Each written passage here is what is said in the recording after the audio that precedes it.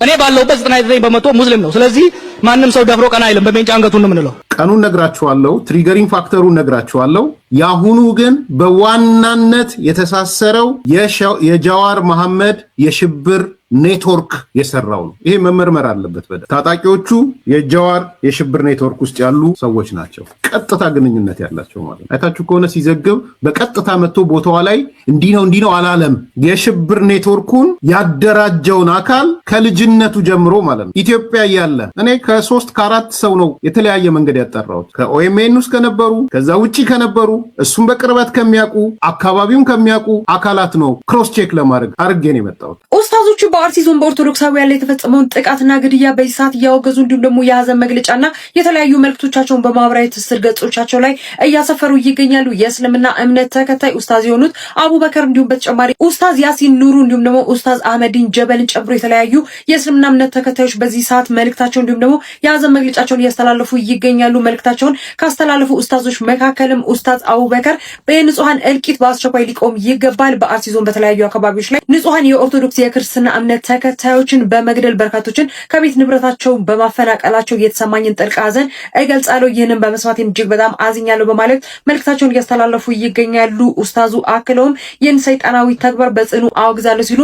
በዛሬው ዕለት መልእክታቸውን በማህበራዊ ትስስር ገጻቸው ላይ እያስተላለፉ ይገኛሉ። በተጨማሪም ደግሞ ኡስታዝ ያሲን ኑሩ በማህበራዊ ትስስር ገጻቸው ላይ እንዲህ ብለዋል። ኡስታዙ በአርሲ ዞን በኦርቶዶክሳውያን ላይ የተፈጸመውን አሰቃቂ ጥቃት እንዲህ ሲሉ ያወገዙ ሲሆን ምን ነው የተከበረው የሰው ልጅ ህይወት እንዲህ ረከሰ ሲሉ ጥያቄያቸውን አቅርበው ደመና በማለትም እንግዲህ ድርጊቱ የኦርቶዶክሳውያን ደመና መቅረቱንም ጭምር በዚህ መልኩ አስተላልፈዋል። በምስራቅ አርሲ ዞን በውድ ወገኖቻችን ላይ የተፈጸመውን አሰቃቂ ድርጊት በመስማቴ እጅግ በጣም አዝኛለሁ፣ የተሰማኝን ጥልቅና መሪር ሐዘንም ለመግለጽ እወዳለሁ ሲሉ ኡስታዙ መልእክታቸውን በማህበራዊ ትስስር ገጻቸው ላይ አስተላልፈዋል። እንዲሁም በተጨማሪ ኡስታዝ አህመዲን ጀበልም እንዲህ ሲሉ በማህበራዊ ትስስር ገጻቸው ላይ መልእክቶችን እያስተላለፉ ይገኛሉ። ኡስታዙም የንጹሃን ደም ያለ አግባብ መፍሰስና የዜጎች መገደል በአስቸኳይ ሊቆም ይገባል፣ ለዘላቂ ሰላም በጋራ እንምከር ሲሉ መልእክታቸውን እያስተላለፉ ይገኛሉ።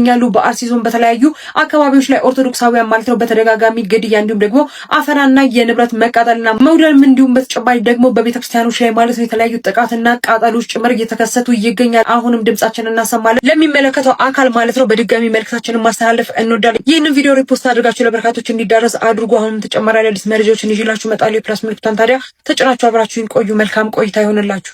የንጹሃን ሞት ይብቃ። ኡስታዝ አህመዲን ጀበል፣ ኡስታዝ ያሲን ኑሩና ኡስታዝ አቡበከር አህመድ በዛሬው ዕለት በአርሲ አካባቢ እየተገደሉ ስላሉ ክርስቲያኖች ድምጻቸውን አሰምተዋል። ሙስሊም የሆናችሁ ሙስሊም ያልሆናችሁም ሁላችሁም ይህን ቪዲዮ እስከ መጨረሻው ኮፒ ሊንክ ሼር ፖስት እያደረጋችሁ አብራችሁን ቆዩ። ክቡር የሰው ልጅ ደም መፍሰስ ይብቃ። ኡስታዝ አህመዲን ጀበል ዘላቂ መፍትሄ ይገኝ ዘንድ ቆም ብሎ ማሰብ፣ በስሜት ተጽዕኖ ስር ከመውደቅ በራቀ መልኩ በመናበብና በመነጋገር በጋራ መፍትሄ መፈለግ አለብን ሲል አህመዲን ጀበል ጽፏል። የንጹሃን እልቂት በቃ ሊባል ይገባል። ኡስታዝ አቡበከር አህመድ ሁሉም ኢትዮጵያዊ የዚህ መሰል እልቂት ለማስቆም ለአንዴና ለመጨረሻ ጊዜ እጅ ለእጅ ተያይዞ መስራት ይጠበቅበታል ሲሉ ተደምጠዋል። ኡስታዝ አቡበከር አህመድ የተከበረው የሰው ልጅ ህይወት እንዴት እንደዚህ ሊረክስ ቻለ? ኡስታዝ ያሲን ኑሩ ክቡር የሆነው የሰው ልጅን ህይወት የሚያጠፉ በተለያዩ ስፍራዎች ላይ የኢትዮጵያን እድገት የሚገቱ በሙሉ የሚመለከተው አካል አፋጣኝ እርምጃ እንዲወስድ ኡስታዝ ያሲን ኑሩ ጠይቀዋል። ባጭሩ እኚህ ኡስታዞቻችን በአርሲ አካባቢ ለሚገደሉ ክርስቲያኖች በሙሉ ማለት ነው ድምጽ ሆነዋል። ይሄ ነው እስልምና። የትኛውም እምነት ሲበደል አብሮ ማዘን ወይም ደግሞ ከጎኑ መቆም፣ ፍትህ መጠየቅ፣ ከተበዳይ ጎን መቆም ማለት ይሄ ነው። በተለያዩ ስፍራዎች ላይ እስልምናም ሲበደል በቅርቡ በአክሱም አካባቢ እንኳን ሂጃብ መልበስ አትችሉም፣ ሞታችሁ እንኳን መቀበር አትችሉም፣ መስገድ አትችሉም ሲባሉ ሙስሊሞች ብቻ ነበረ ድምጽ ሲሆኑ የነበረው። ሁሉም በራሱ ቤት ላይ ሲደርስ ሁሉም መናበብ ከጎን መሆን አለበት። አንዱ ሲበደል ሌላኛውም እኔን ይመለከተኛል ብሎ ከጎን ከሆነ ማንም ማንንም አይበድልም። አሁንም ፍትህ በየቦታው ለሚገደሉ ንጹሃን ነፍሶች ይህን ቪዲዮ የተስማማችሁ በደንብ ሼር፣ ኮፒ ሊንክ፣ ሪፖስት እያደረጋችሁ አዳርሱት። ብፁዕ ቅዱስ አቡነ ማትያስ ቀዳማዊ ፓትርያርክ ርዕሰ ሊቀ ጳጳሳት ዘኢትዮጵያ በአርሲ ሀገረ ስብከት በኦርቶዶክሳውያንና በቅድስት ቤተክርስቲያን ላይ የደረሰውን አሰቃቂ ጥቃት በማስመልከት በጽኑ በተሰበረ ልባቸው አባታዊ መልእክት አስተላልፈዋል። ቅዱስነታቸው በመግለጫቸው አብያተ ክርስቲያናት መቃጠላቸው፣ ምዕመናን በግፍ መሰዋታቸውና መፈናቀላቸው ቤተክርስቲያንን በእጅግ ማሳዘኑን ገልጸው በተደጋጋሚ የሚስተዋለው ግፍ እስከ መቼ የሚል ቁጭት ጥያቄ ፈጥሯል ብለዋል። የዜጎችን ደህንነት የመጠበቅ አደራ የተጣለባቸው የጸጥታ አካላት መዋቅሮች ይህንን የጥቃት ሰንሰለት በአስቸኳይ በማስቆምና ወንጀለኞችን ለሕግ በማቅረብ ከታሪክ ባለዕዳነት ይድኑ ዘንድ በቤተ ክርስቲያን ስም አበክረው አሳስበዋል። መላው ኢትዮጵያን ከተጎዱ ወገኖች ጎን በጸሎትና በድጋፍ እንዲቆሙም ጥሪ ያቀረቡት ፓትርያርኩ አምላክ የሞቱትን ነፍሳት በመንግስቱ እንዲቀበል የተጎዱትንም በቸርነቱ እንዲያጽናና አባታዊ ጸሎታቸውን አስተላልፈዋል። ቅዱስነታቸው አርሲ ላይ የተፈጸመውን ግፍ አወገዙ። ብፁዕ አቡነ ማትያስ በመልእክታቸው በአርሲ ሀገረ ስብከት በአሰኮ፣ በሽርካ፣ በሆንቆሎ፣ በዋቤና በሙኔሳ ወረዳዎች በመንፈስ ቅዱስ ልጆቻችንና በቅድስት ቤተክርስቲያን ላይ ስለደረሰው አሰቃቂ ጥቃት የሰማነው በተሰበረ ልብ ነው። የእምነት ነጻነት ተደፍሮ 100 ዓመታት ያስቆጠረ የጠለታ ቅዱስ ገብርኤል ቤተክርስቲያን በተቃጠለበት እንዲሁም የካራ ኮፍቴና መድኃኔዓለም ቤተክርስቲያን በተዘረፈበት በዚህ ክፉ ቀን በርካታ ምዕመናን በግፍ መሰዋታቸውንና በመቶዎች የሚቆጠሩ ወገኖቻችን ከቀያቸው መፈናቀላቸው ቤተክርስቲያናችንን በእጅጉ ያሳዘነ ክስተት ነው ብለዋል። በመሆኑም ይህ መከራ እያበቃ ሳይሆን እየሰፋ በመምጣቱ የዜጎችን ደህንነት የመጠበቅና ሰላምን የማስፈን አደራ የተጣለባቸው የጸጥታ አካላትና በየመዋቅሩ ያላችሁ ኃላፊዎች ከምንም በላይ ታሪክ የሚጠይቃችሁ በስልጣን ዘመናችሁ ለዜጎች ደህንነት በምትከፍሉት ዋጋ ነውና ይህንን የጥቃት ሰንሰለት በማስቆምና ወንጀለኞችን ለሕግ በማቅረብ ከታሪክ ባለዕዳነት ትድኑ ዘንድ በቤተክርስቲያናችን ስም አበክረን እናሳስባለን ብለዋል። አብረን መኖር እንፈልጋለን። ሰርተን መኖር እንፈልጋለን። ልጆቻችን ውለው እንዲገቡ በጠቅላላ ሀገሪቱ ሰላም እንድትሆን እንፈልጋለን ነው የሚል እያለ ያለው። ታዲያ ይህንን የህዝብ ጥያቄ ያለመቀበል ምን ማለት ነው? የሰው ህይወት ክቡር ስለሆነ ምንም በደል ሳይበድል ህይወቱን ማጥፋት ማለት ወንጀል ነው፣ ኃጢአትም ነው። ይህንን የምታደርጉ ወገኖቻችን እግዚአብሔር አይምሮ ሰጥቷችሁ ወደ ትክክለኛው መንገድ እንድትመለሱ ነው የምንማጸነው። ይህንን ተግባር አቁሙ፣ በቃ እንላችኋለን። እኛ የሃይማኖት አባቶች ነን። ትሰሙን እንደሆነ ትቀበሉን እንደሆነ ነፍስ አትግደሉ፣ መጽሐፉም ነፍስ አትግደል የሚለው መንግስትም ቢሆን የህዝቡን ደህንነት መጠበቅና ማስጠበቅ ይገባዋል። ሁሉም ኃላፊነቱን መወጣት አለበት። በአንድ ልባችን ስለተከፋፈለ ነው እንጂ ልባችን አንድ ከሆነ እኮ መድኃኒት አለው። መጀመሪያ ነገር ኃላፊዎች፣ የመንግስት ኃላፊዎች አንድ ሁኑ፣ ልባችሁ አንድ ይሁን፣ አይምሮአችን ሰብስቡ፣ አንድ ላይ ተሰለፉ። ኡስታዞቹ በአርሲ ወገኖች ላይ ለተፈጸመው ድርጊት ድምጽ በመሆን ጥልቅና መሪር ሀዘናቸውን ገልጸዋል። ኡስታዝ አህመዲን ጀበል የንጹሃን ደም ያላግባብ መፍሰስና የዜጎች መገደል በአስቸኳይ ሊቆም ይገባል፣ ግና እንዴትና መቼ? እንዴት ስላለፉት ዓመታት በንጹሃን ወገኖችና በቤተ እምነቶች መስጊድና ቤተክርስቲያን ላይ የደረሱት ጥቃቶች የአንዱ ፈጻሚዎች እንኳ በህግ ቁጥጥር ስር መዋልና ተጠያቂ ማድረግ ሳይቻል ቀረ? ከድርጊቱ በላይ መደጋገሙ፣ ከመደጋገሙ በላይ ደግሞ ፈጻሚዎቹ ሁሌም ያልታወቁ እየተባሉ መፍትሄ ማምጣት አለመቻል አደገኛ ነው ሲሉ ኡስታዝ ያሲን ኑሩ ድርጊቱን ሀገር አጥፊ እኩይ ተግባር በማለት ስለ ሀገር ያገባኛል ይመለከተኛል የሚል ሁሉ ኃይል እንደሚገባ አሳስበዋል። ኡስታዝ አቡበክርም በሀገሩ ምድር በድህነት ህይወቱን እየመራ ለሚገኝ ንጹህ ህዝብ ከግራና በቀኝ ጠመንጃ በታጠቁ ኃይሎች በማያውቁት አጀንዳ ለሞት፣ ለእልቂት፣ ለስደት መዳረጉ ልብ ሰባሪ ነው። ይህ የንጹሃን እልቂት በቃ ሊባል ይገባል ብለዋል። ሶስቱም መሪዎች ለተጎጂ ቤተሰቦች መጽናናትን እየተመኙ ፈጣሪ ፍትህን እንዲያሰፍንና ሀገራችንን ከጥፋት እንዲጠብቅ ዱዓ አድርገዋል።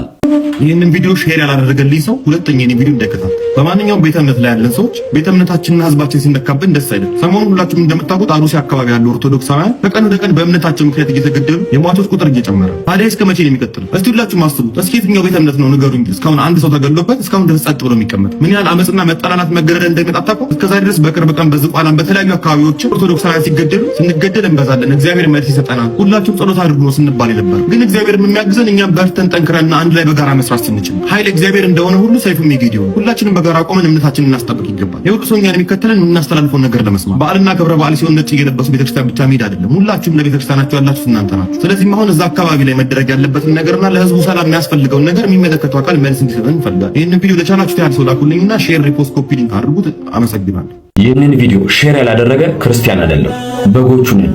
በተኩሎች እየተበላን ያለነው እረኛ ስላጣን ነው።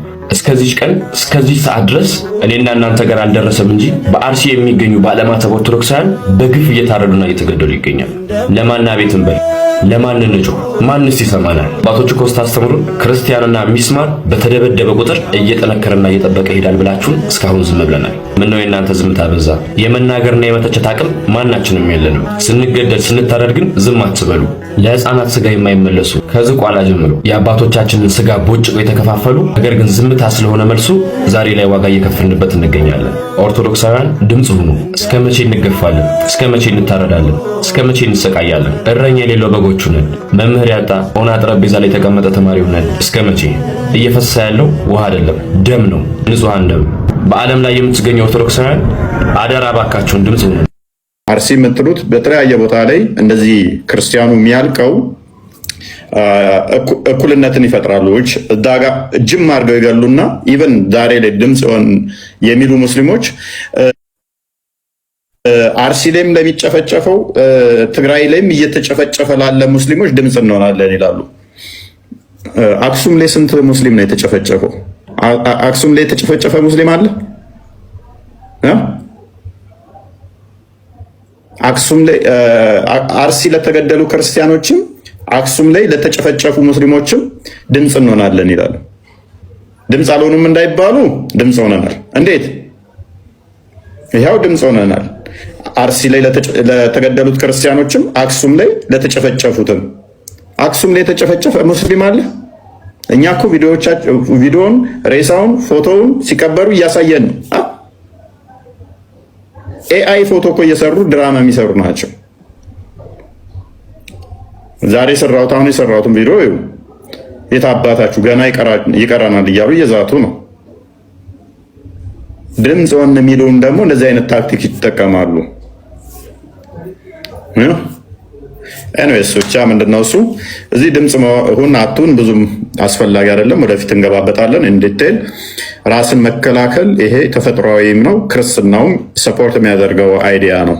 ራስን መከላከል ወንጀልም አይደለም ኃጢአትም አይደለም። ክርስትናውም ይህን የሚከለክለው የሚቃወመው አስተምሮ አይደለም። ራስን የመከላከል ተፈጥሯዊ መፍትህም ጭምር ነው። ሌባ ሊዘርፍ መጥቶ ዝም ብለህ አታየውም። ውችዝ ራስን በምትከላከልበት ሊገል በሚደረግ ኢቭን በብሉይ ኪዳን እንኳን ዘጸአት ምዕራፍ 22ን ከተመለከታችሁ ዘጸአት 22 ቁጥር 2 ላይ ሊዘርፍ የመጣ ሌባ ውችዝ በድብቅ ነው ይመጣዋል። ሌባ ቀማኛ ራሱን ደብቆ እንደዛ ይመጣው። ገዳዮችም እንደዚህ ነው የሚመጡት። ራሳቸውን ሸፍነው ተደባብቀው ነው የሚመጡት። ራስን ደብቆ የሚመጣ ራስን ለማዳን በምታደርገው እርምጃ ኢቨን ቢሞት እንኳን ተጠያቂ አይደለህም። ዘጸአት ምዕራፍ 22 ቁጥር 2ን ተመልከቱት። በእንደዚህ አይነት ሁኔታ ውስጥ ሕይወት ቢያጠፋ እንኳን ደሙ እዛ ደም እንትኑ ላይ ተጠያቂ አይሆንም ነው የሚለው። አንዳንዴ ጥንቃቄ ማድረግ ይኖርብናል። ሰዎች እኛ ማዳን እነሱ መከላከል መታደግ ስንችል አለመታደጋችን በራሱ ያስጠይቀናል። ምሳሌ ምዕራፍ 24 ላይ ከቁጥር 11 እስከ 13 12 ከተመለከታችሁ ለሕፃናት ለአዛውንቶች ሊገደሉ ላሉ መታደግ መከላከል ካልተቻላችሁ ተጠያቂ ናችሁ። መጽሐፉ እንደዛ የሚለው እነሱን መከላከል ልትከላከሉላቸው እየቻላችሁ አለመከላከላችሁ ያስጠይቃችኋል። ስለዚህ ይህንን ልታውቁት ይገባል ማለት ነው። አንድ ክርስቲያን በደንብ አስተውሉ። አንድ ክርስቲያን ሕፃናት፣ አዛውንቶች ሲገደሉ ሲታረዱ አይ በቃ ምናምን ብለህ ዝም ማለት አትችልም። የመከላከል ግዴታ እነኛን የማዳን ግዴታ አለብህ። ሰዎች ወደ ሞት ወደ እርድ ሲሄዱ እነሱን ነፍስ የማዳን ግዴታ አለብህ ማለት ነው። ስለዚህ አቅመ ደካሞችን፣ ሕፃናቶችን ማንኛውም መጥቶ እንዲያርዳቸው ልፈቅዱ አይገባም። ይህንን ሁላችሁም ልታስተውሉት ይገባል ማለት ነው። ሁላችንም ራስን የመከላከል መፍቱ ስላለን ይህንን ወደፊት ልታስቡበት ይገባል እንጂ ሰመዲ ለምን ሲኖዶስ አልጮኸልኝም፣ ለምን አባቶች ዝም አሉ? ቅድሚያ አንተ ራስህ ስራ፣ ቅድሚያ አንተ ራስህ አልገደልም በል። ሊገል የመጣን ኖ ራሴን የመከላከል መብት አለኝ የሚለውን ነገር ልታደርጉ ልተገብሩት ይገባል። አባቶች እየመጡ እንደዚህ ያሉ አላሉ እሱ ሌላ ጉዳይ ስለሚሆን ማለት ነው። በየትኛውም ዓለም ላይ በታሪክ ዓለማት ውስጥ በየትኛውም በሰው ልጅ እድገት ሁኔታ ውስጥ ስትመለከቱ መፍትሄዎቻቸውን ያስከበሩት አሜሪካ አሁን የደረሰችበት ላይ የደረሰችው የሰዎችን መፍት ለማክበር አንበገርም፣ መፍታችንን አሳልፈን አንሰጥም እምቢ ባሉ አካላት እንጂ በልመና ባለቀሱ አካላት አይደለም።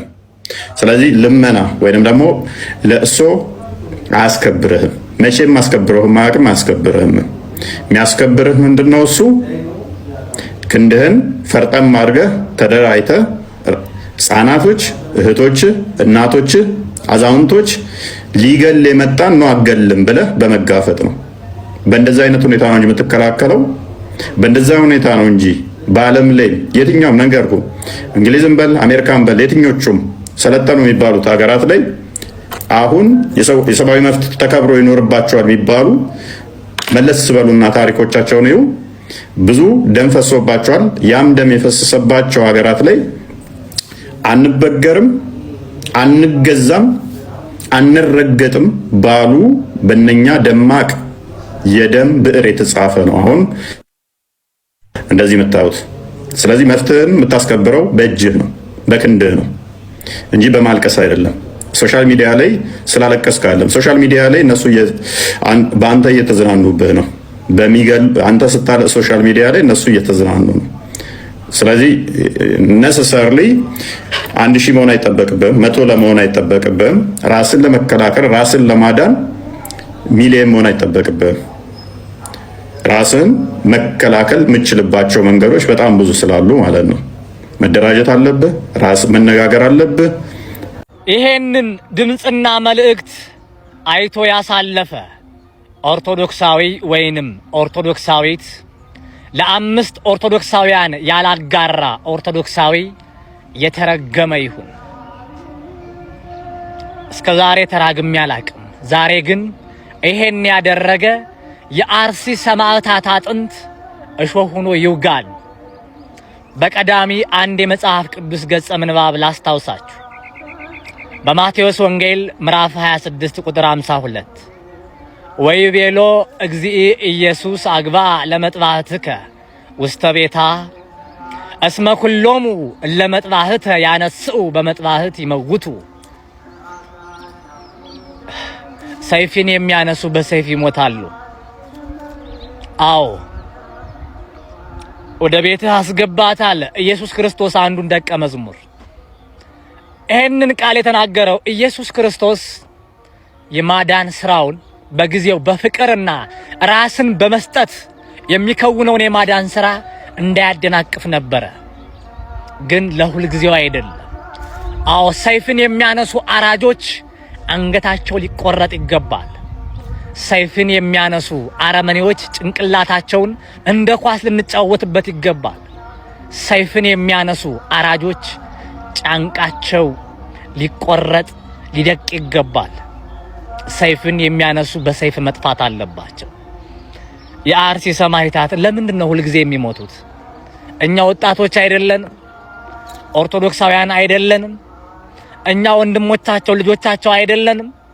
መታደግ አንችልም? እንችል ነበር እኮ ነው ወይንስ የዲያቆን ሄኖክ ኃይሌ ጄኔሬሽን ኦርቶዶክሳዊ ትውልድ ነጠላን እየለበሰ ሁሌም ደስታ እንዳለ የባሳት ታንጣ እያለ ሁሌም እንዘምር? ነገሩኛ እስኪ እንደ ኢራቅ ጦር እንደራጅ።